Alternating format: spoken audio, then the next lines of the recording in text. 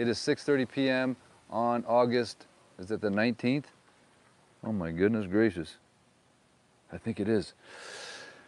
Okay, the title of this video is The Governor Just Passed a Law. I gotta get right to the point because I know sometimes people have short attention spans in the United States of America and around the world. And I wanna make sure that you hear this loud and clear. And if you do anything, please click the link in the description after I post this, because I'm going to send you to a specific document that you can look at your very self and then share it. And if you know anybody in Lahaina, you know anybody in Maui, you know anybody in power, you know a good attorney, we need to make sure that people are aware of what happened. So back in July, just a few weeks ago, the governor passed an emergency proclamation for housing.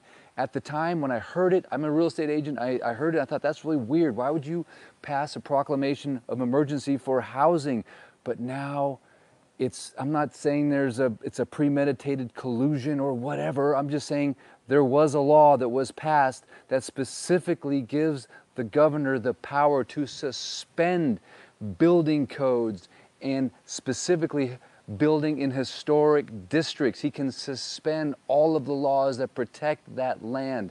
I'm going to put a link in the description, but I implore you, please share that information with the powers that be. Share that information with the Hawaiians that are wanting to come to the table. Whoever you are, if you have a connection, I'm going to put the link in the description. This is not tinfoil conspiracy hat stuff.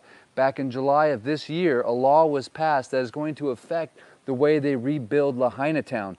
I just listened again to the governor's speech from last night. Why would he not address something as important and critical as a piece of law that was just passed that affects a natural disaster that just happened in Lahaina?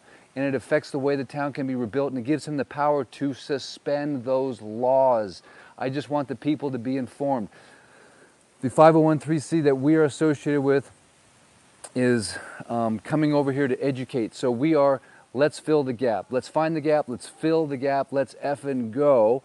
And that is our mantra. That's the spirit of what we're doing. And one of those gaps that we've identified is education. Communication, number one, education, number two. And I want to educate you, the world. Hopefully, if you'll share this video with some influencers, I want to share something that you can now take and read. I'm going to put the link in the description so you can see specifically what I'm talking about. Yesterday, I posted it in my community page with a big yellow arrow right down to that specific provision that points to how it affects Lahaina.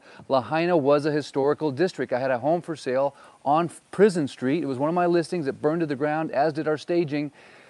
That they just spent 3 years rebuilding that home. It took a long time. They had to make it look exactly the way it did before because it's in a historic district. So if you're listening to this, you probably don't know this. Like everyone that's from Lahaina or a real estate professional would know that it's a historic district and you cannot do certain things. But now those laws have been suspended because of a natural disaster that just occurred for a law that they passed 2 weeks ago.